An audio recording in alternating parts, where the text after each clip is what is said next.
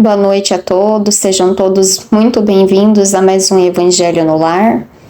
Convido que também curtam os nossos vídeos, comentem os nossos vídeos, assistam a Reforma Íntima, também às 15 horas, sempre todos aos sábados. Temos também as palestras, as visualizações terapêuticas, tenho certeza que são materiais preciosíssimos para nosso aprimoramento moral e estão disponíveis em nosso canal. A nossa lição de hoje é a lição de número 9, o mensageiro de amor. Vamos à nossa oração e então seguimos a ela. Mestre querido, irmão, amigo de todas as horas, agradecemos imensamente a oportunidade de mais um Evangelho no Lar, que possamos ter junto a nós os nossos benfeitores, a equipe espiritual do SESB responsável pelo trabalho do Evangelho no Lar, da frutificação da água no passe, que possam nos auxiliar nesse trabalho. Agradecemos também a inspiração que sempre nos é dada, a intuição, para que possamos, aproveitando a lição, entendê-la, compreendê-la ao máximo, para então colocar em prática em nossas vidas. Convidamos também a todos os nossos irmãos que de alguma forma se encontram atrelados à psicosfera do nosso lar, para conosco realizar esse Evangelho e também poder utilizá-lo em seu próprio benefício. Que assim seja. A nossa lição de número 9, o mensageiro do amor. Falava-se na reunião com respeito à preponderância dos sábios na terra, quando Jesus tomou a palavra e contou sereno e simples. Há muitos anos, quando o mundo perigava em calamitosa crise de ignorância e perversidade, o Todo Pai enviou-lhe um mensageiro da ciência, com a missão de entregar-lhe gloriosa mensagem de vida eterna. Tomando forma nos círculos da carne, o esclarecido obreiro fez-se professor e, sumamente interessado em letras, apaixonou-se exclusivamente pelas obras de inteligência. Afastando-se enojado da multidão inconsciente, declarando que vivia numa vanguarda luminosa, inacessível à compreensão das pessoas comuns. Observando-o incapaz de atender aos compromissos assumidos, o Senhor compassivo providenciou a viagem de outro portador da ciência, que, decorrido algum tempo, se transformou em médico admirado. O novo arauto da providência refugiou-se numa sala de ervas e beberagem, interessando-se tão somente pelos contatos com os enfermos importantes, habilitados à concessão de grandes recompensas, afirmando que a plebe era demasiado mesquinha para cativar-lhe a atenção. O todo bondoso determinou então a vinda de outro emissário da ciência que se converteu em guerreiro célebre.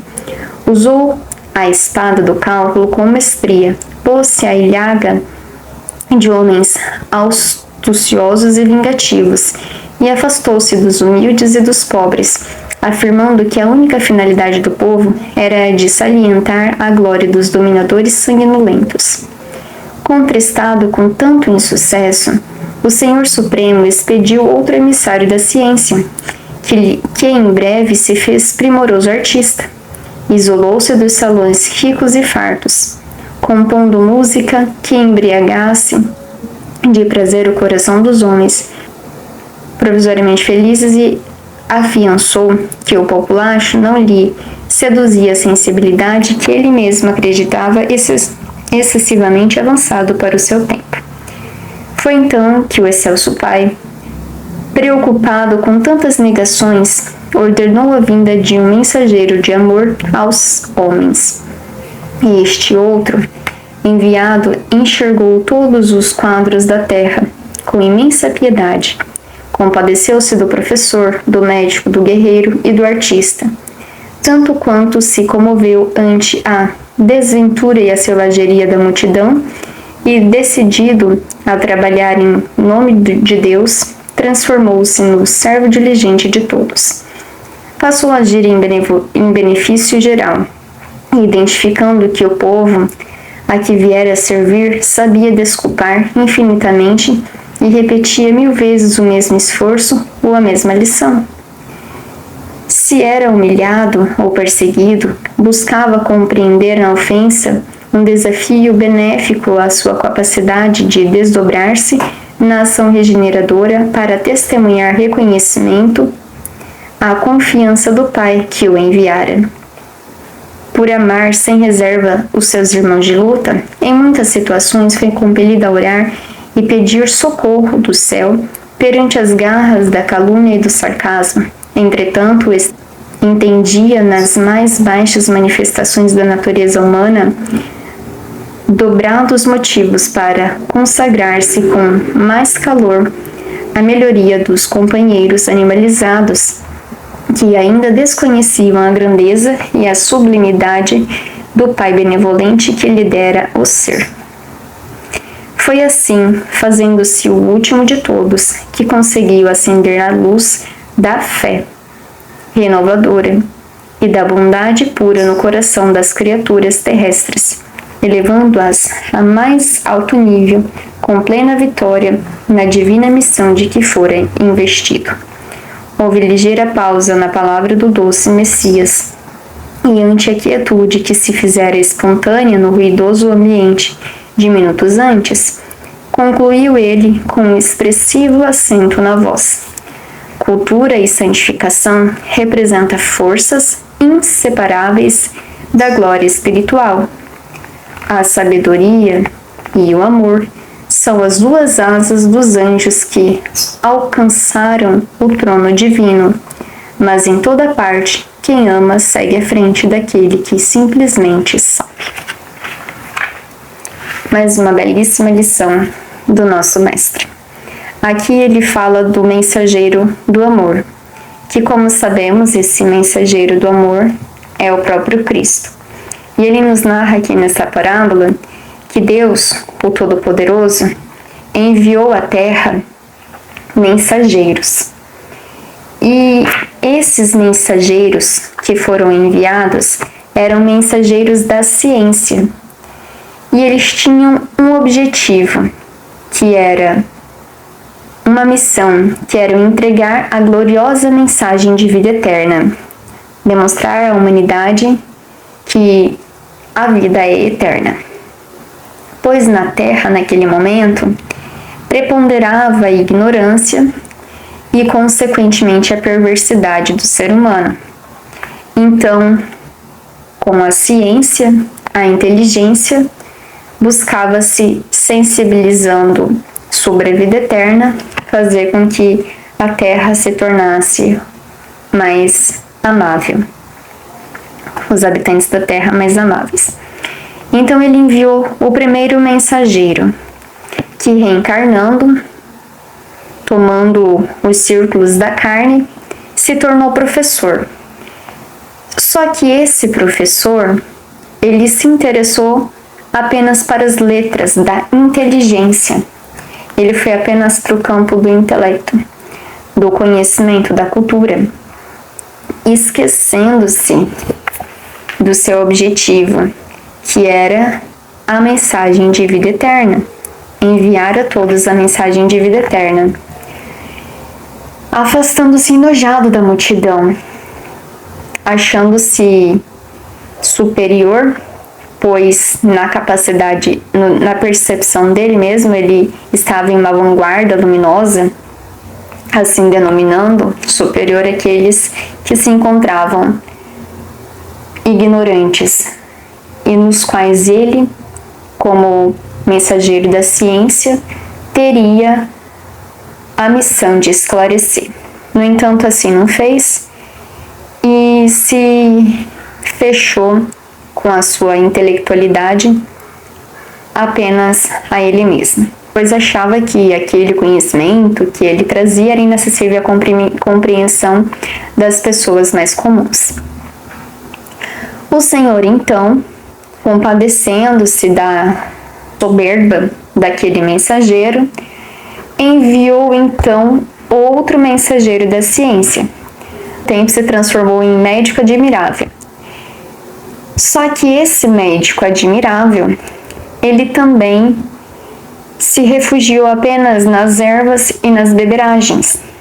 Nós sabemos que o maior médico da alma que já existiu foi Jesus, mas que ele não se restringia à medicina do corpo. Ele era médico das almas. As nossas doenças se encontram no nosso espírito. Nada adianta curar o corpo físico sem que cure-se as almas. E esse médico, ele tinha a missão de demonstrar que o corpo físico é uma matéria perecível e que a alma é o essencial, imortal. A alma não morreria, pois ele também tinha a missão de entregar a mensagem de vida eterna. E assim não fez, falhou. Então, o Todo-Poderoso envia um terceiro mestre da ciência, um terceiro mensageiro da ciência.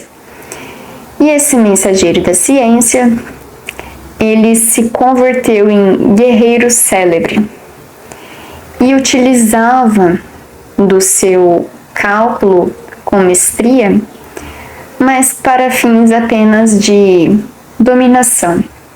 O mensageiro, o médico, que poderia salvar, auxiliar as pessoas com suas dificuldades físicas, também se tornou apenas médico de um grupo seleto.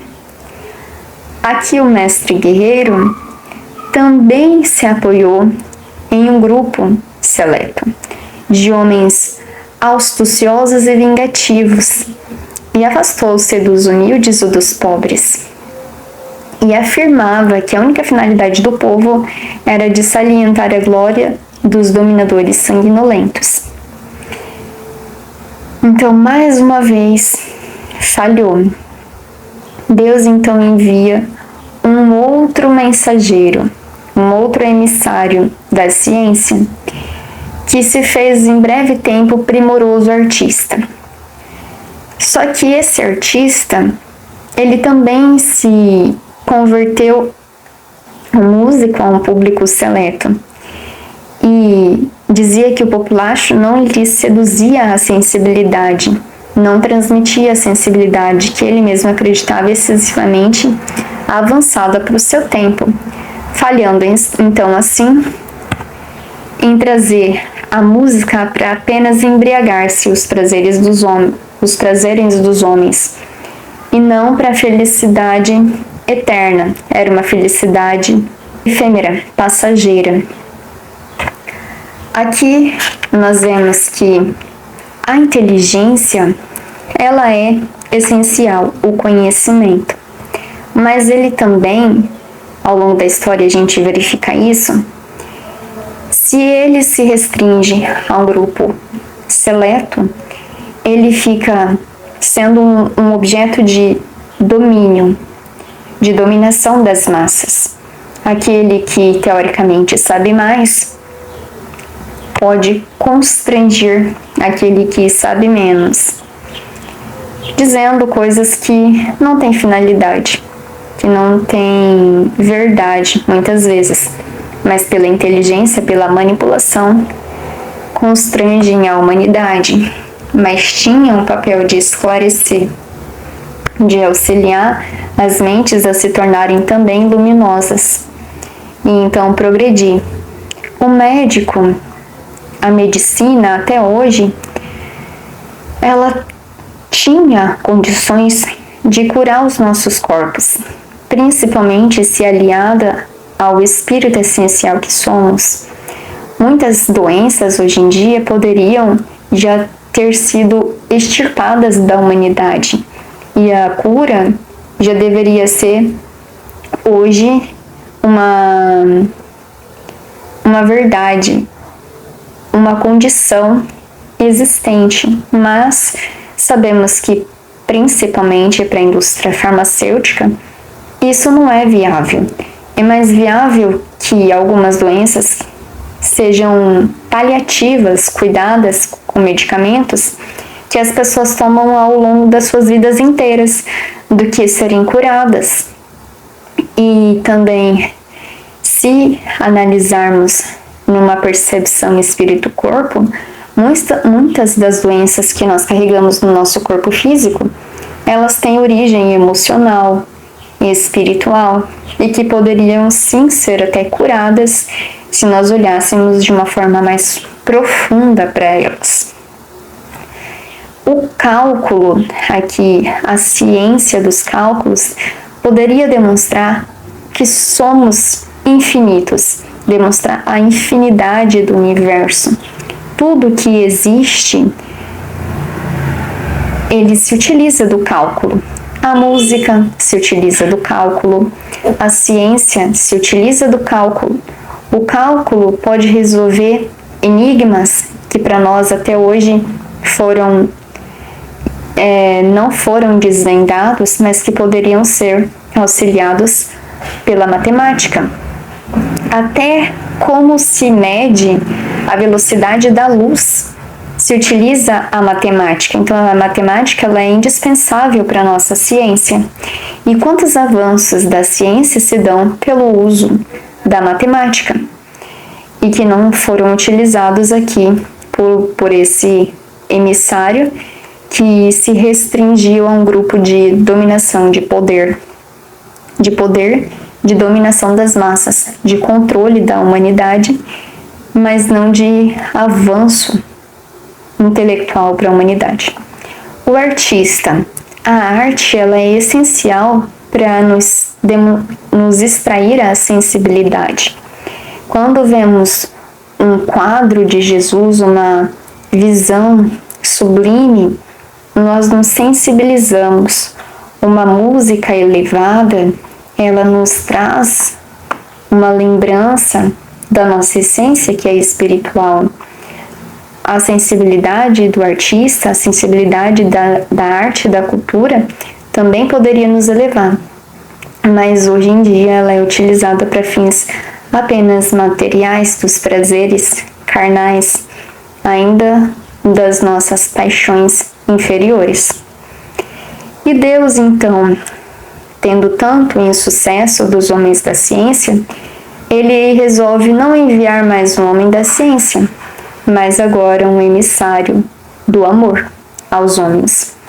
E esse emissário do amor, quando chega, ele percebe a arrogância, o orgulho, a vaidade daqueles que até então vieram, porque ele se fez pequeno, sendo grande. Jesus, quando aqui veio à Terra, ele já era um arcanjo. Ele já era um espírito elevadíssimo. Ele poderia ter chegado aqui como ele era. Só que ele assim não fez, porque com certeza nos inibiria, nós que somos tão pequenos diante da imensidão que é o Cristo. Enquanto os emissários da ciência se fizeram grande, chegando aqui achando que eram melhores do que os que aqui estavam, porque tinham uma condição um pouco melhor, uma evolução um pouco diferenciada na área da ciência, da inteligência, eles se consideravam melhores e não fizeram com que os seus irmãos, os seus semelhantes ainda ignorantes e perversos, se elevassem. Mas o emissário do amor, chegando, ele se fez pequeno. Ele, com a sua humildade, que só um ser grande sabe se fazer pequeno e humilde. Jesus, quando chegou na Terra, ele emergiu na psicosfera da Terra inteira e sentiu todas as necessidades da humanidade. Ele então se compadece da Terra, se apieda daqueles que aqui estavam e se compadeceu do professor, do médico, do guerreiro, do artista e de todos aqueles que se encontravam na Terra e das suas selvagerias, da selvageria da multidão, e decidiu trabalhar em nome de Deus, transformando-se em servo diligente de todos. Então, quando aqui ele chegou, ao invés de se colocar como mestre, se colocou como servo. Passou a agir em benefício geral. Enquanto os outros se restringiam a um grupo que eles elegiam como privilegiados, se restringiu a eles mesmos se achando mais do que os outros, Jesus agiu em benefício de todos, da humanidade inteira. Servia, sabia desculpar infinitamente, que só um ser elevado sabe desculpar infinitamente, um ser forte sabe desculpar infinitamente, e repetiu 1000 vezes o mesmo esforço e as mesmas lições.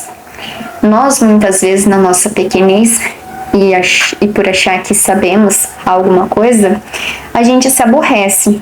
Quem tem um filho pequeno sabe como que é você falar 1000 vezes a mesma coisa e a criança não obedecer. Então, às vezes a gente se aborrece porque não ouviu, não agiu de primeira. E quem de nós agimos de primeira? Quem de nós aprende de primeira, não é mesmo? E ele aqui ensinou 1000 vezes a mesma lição, pois sabia que nós, na nossa ignorância profunda, não ia aprender de primeira. Se era humilhado e perseguido, buscava compreender na ofensa um desafio benéfico à sua capacidade de desdobrar-se na ação regeneradora. Se quem aqui, sendo humilhado e perseguido, vai se colocar na condição de Jesus? Muitas vezes a gente fica irado, revoltado, se acha injustiçado, magoado e quer se vingar por muitas vezes.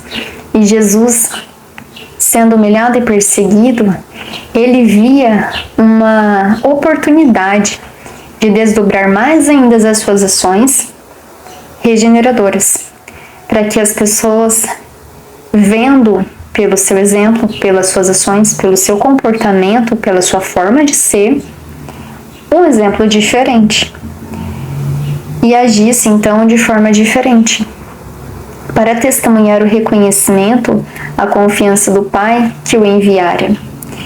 Ele tinha uma missão e soube com maestria se fazer cumprir essa missão que o Pai o concedeu. Por amar sem reservas os seus irmãos de luta, em muitas situações foi compelido a orar e pedir o socorro do céu.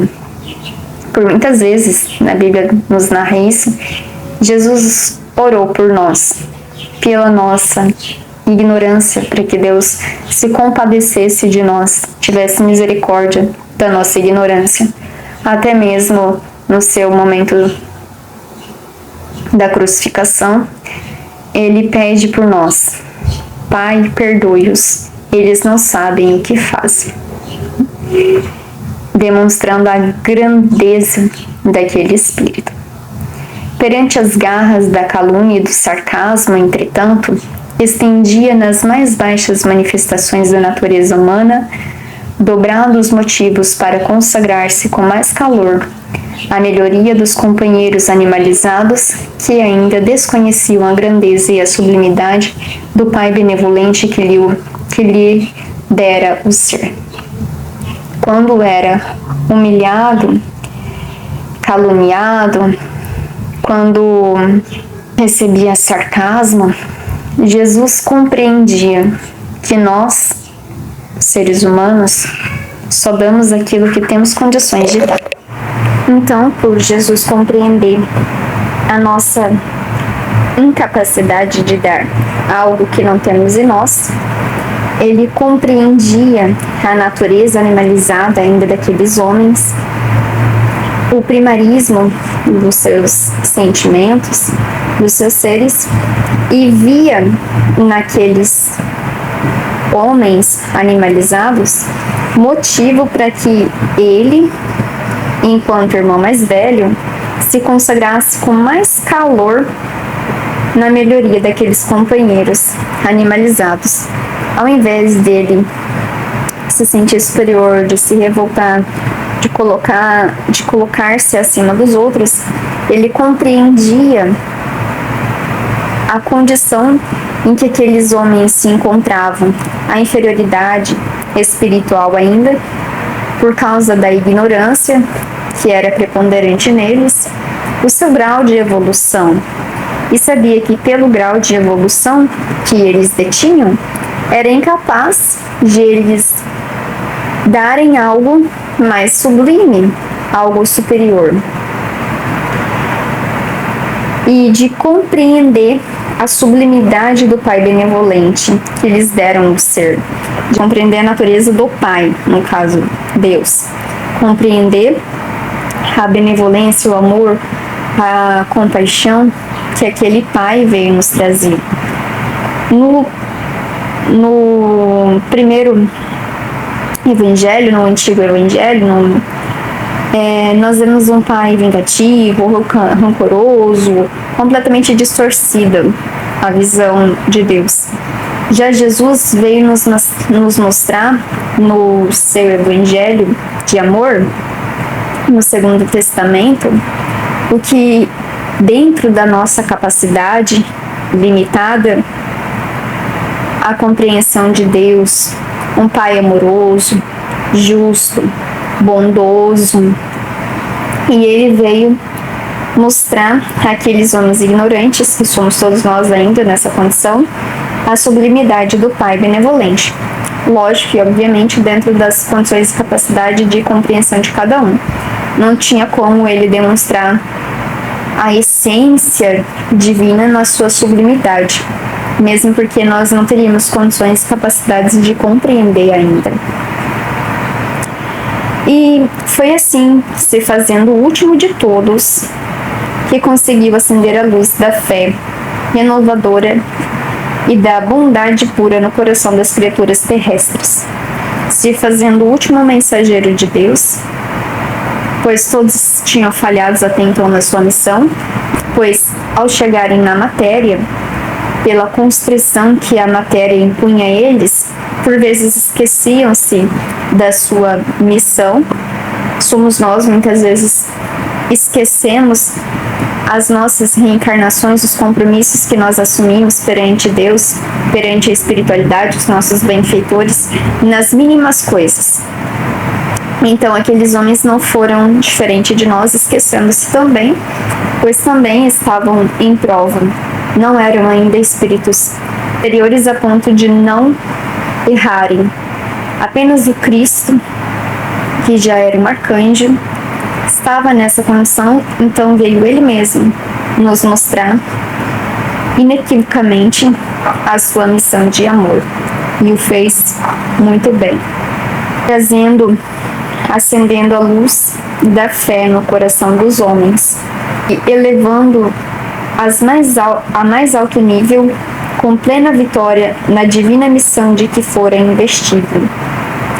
Ele cumpriu a divina missão com exímio, pois sabendo amar, sabendo compreender a ignorância humana, pela sua humildade de se fazer servo, de se colocar pequeno, se fez mestre e cumpriu com amor aquilo que lhe competia, e nos demonstrando que apenas o amor é capaz de modificar o homem.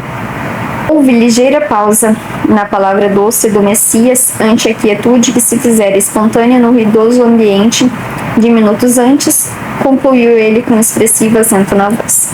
Aqui todos nós já sabemos que é aquele momento em que Jesus dá uma lição elevadíssima e que os apóstolos ficam meditando, analisando, tentando ainda compreender a sabedoria das suas palavras, no seu entendimento ainda precário, tentando assimilar ao máximo a grandiosidade do ensinamento.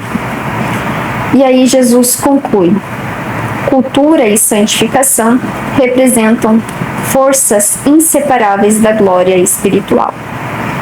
A cultura aqui como conhecimento, o conhecimento ele é indispensável para a nossa santificação. A inteligência que vem que nos faz buscar o conhecimento, a cultura, nos eleva o intelecto. E o intelecto nos faz, dentro de algumas situações, pelo conhecimento que temos, agir diferente em determinadas situações. Mas a inteligência ainda é limitada, porque ela se restringe àquilo que nós temos conhecimento. Então, eu sendo médico, eu sei que fumar faz mal, então pela minha inteligência, pelo conhecimento, eu não fumo. Mas não quer dizer que eu saiba perdoar. Que isso só com sabedoria eu conseguiria realizar, pois já sentirei em mim, já seria um conhecimento impregnado no meu ser, de que o melhor a fazer para o meu ser é perdoar. E aqui ele fala que a sabedoria e o amor são as duas asas dos anjos que alcançaram o divino trono. Que para nossa elevação espiritual, o amor e a sabedoria são essenciais. O amor, que é aquele sentimento puro e desprendido de amar, que foi o que o mestre quis nos ensinar.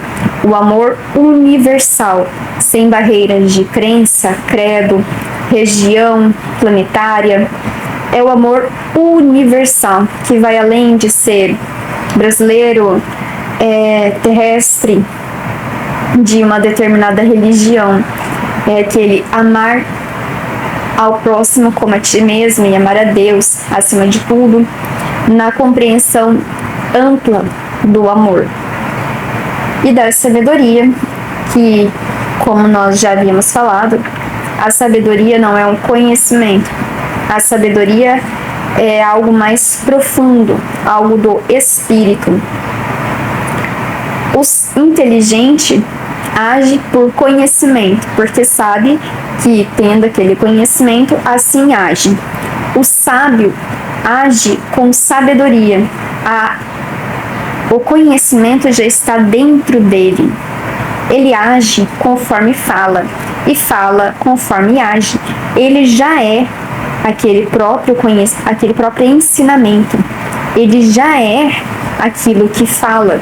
Daí Jesus, que nos ensinando o amor, a piedade, a compaixão, o perdão, a benevolência, pois ele já tinha isso dentro dele. Ele era um ser de puro amor. Ele era o amor puro em essência. Então ele nos mostra, nos ensina aquilo que ele já é, puro amor. Aquilo que já está impregnado no seu ser, e a sabedoria. Então, se a gente fala que ama, mas não tem sabedoria, não sabe por que ama, é paixão. Tá aí inúmeras mortes, inúmeros casos que a gente vê, amor, eu matei porque eu amo demais. Não, isso não é amor, isso é paixão. Muito diferente de amor. Quem ama, deixa ir, é livre. Quem ama, sabe que o amor não prende. Por amor não prende aquela criatura a você. O amor é livre.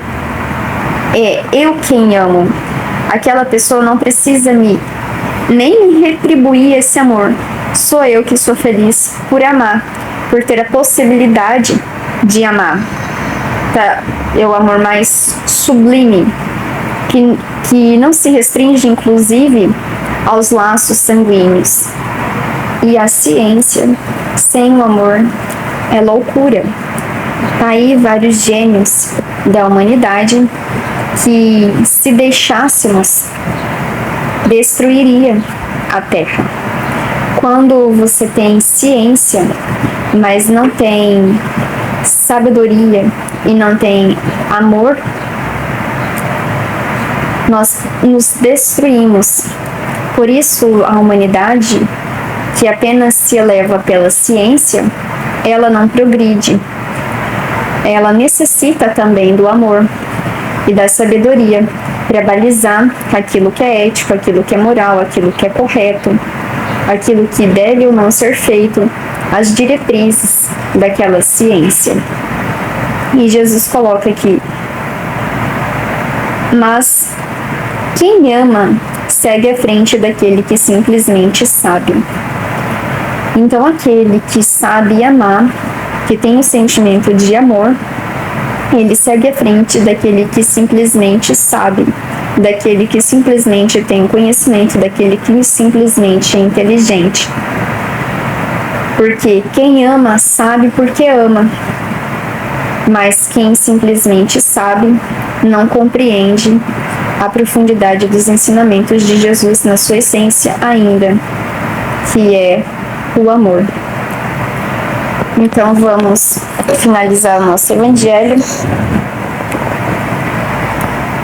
agradecendo a espiritualidade amiga que nos inspirou, nos auxiliou na compreensão e no entendimento desse evangelho, que possa retirar dos nossos lares todas as energias deletérias, todos os miasmas pestilentos, todas as vibrações mais baixas, auxiliando também a todos os nossos irmãos no plano espiritual que se encontram de alguma forma atrelados à psicosfera do nosso lar, necessitados de auxílio, de amparo, de esclarecimento, de socorro, e também possam realizar o passe, a fluidificação da água naqueles que nos ouvem, para que também sintam-se beneficiados pelo amor do Pai. Gratidão, queridos irmãos, pela oportunidade do Evangelho, e espero todos até a próxima segunda-feira, se Deus quiser. Até mais.